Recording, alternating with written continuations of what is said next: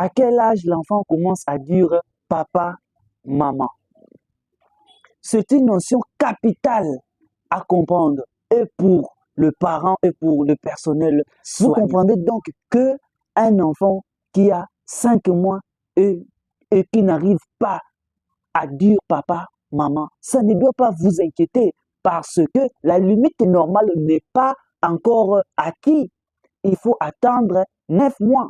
Oui, un enfant qui a 5 mois, 6 mois, 7 mois, 8 mois, qui n'arrive pas à dire papa, maman, ça ne va pas vous inquiéter. Il faut attendre 9 mois.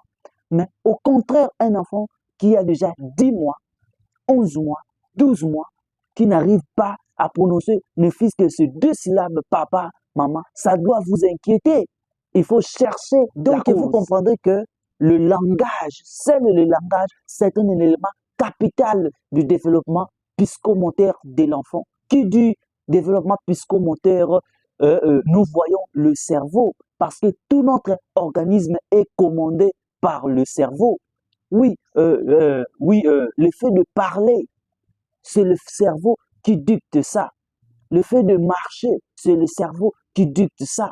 Alors, si le cerveau déjà ne fonctionne pas bien, ça va répercuter sur l'ensemble de l'organisme. Et l'enfant aura aussi des difficultés de parler, des difficultés même de dire papa. Nous avons plusieurs causes qui peuvent altérer, qui peuvent faire que l'enfant ait un retard de développement psychomoteur, un retard dans le langage, un retard pour prononcer. Nous avons beaucoup de causes, mais sur cette vidéo, nous allons énumérer quelques-unes, telles que, oui, un problème génétique, un enfant déjà qui est né avec un problème génétique tel qu'une trisomie 21, oui, cet enfant aura déjà de la difficulté pour prononcer à temps. Autre cause aussi, nous avons certaines habitudes des femmes enceintes. Une femme enceinte qui prend de l'alcool, du tabac, qui prend des médicaments, qui prend des produits toxiques, cela aussi peut impacter le cerveau, peut impacter le fonctionnement cérébral. Donc, vous comprendrez donc que une femme enceinte ne doit pas prendre de n'importe quoi.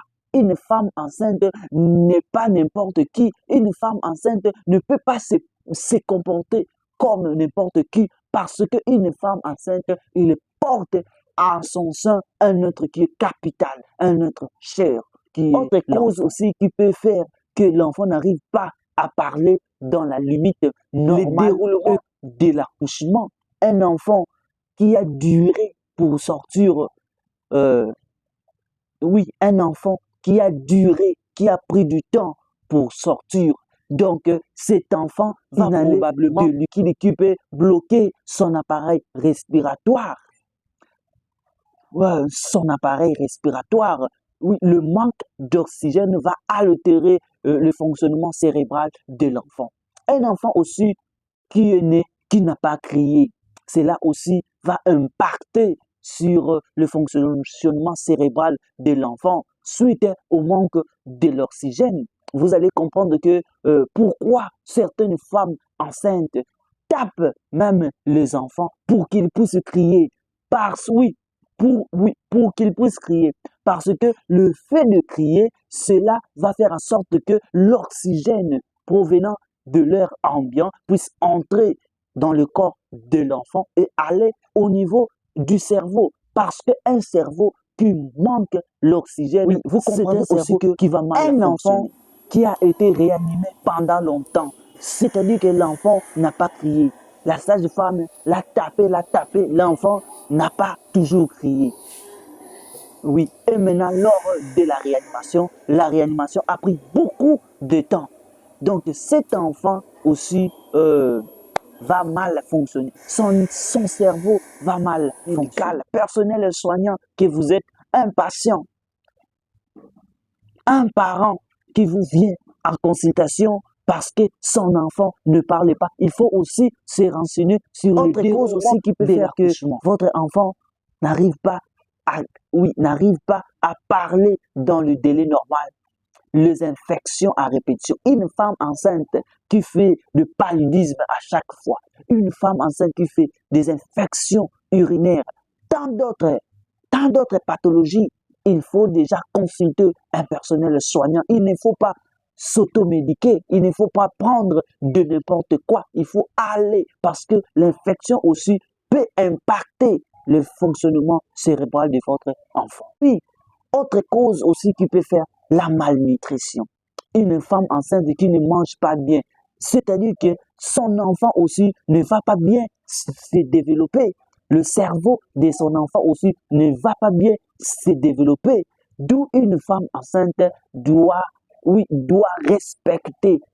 respecter son alimentation. Une femme enceinte doit veiller sur son alimentation. Il faut bien manger pour que l'enfant aussi puisse avoir un bon développement. Maintenant, que faire lorsque vous avez un enfant qui a un retard de développement psychomoteur? Il faut accepter l'état de votre enfant. Il ne faut pas le mépriser. Il ne faut pas le rejeter. Il faut lui donner de la considération. Il faut aimer votre enfant. Aussi, il y a une solution pour ça. Il faut aller voir un personnel soignant, un médecin généraliste ou un pédiatre. Oui, je sais que cette vidéo a été importante pour vous. Restez branchés.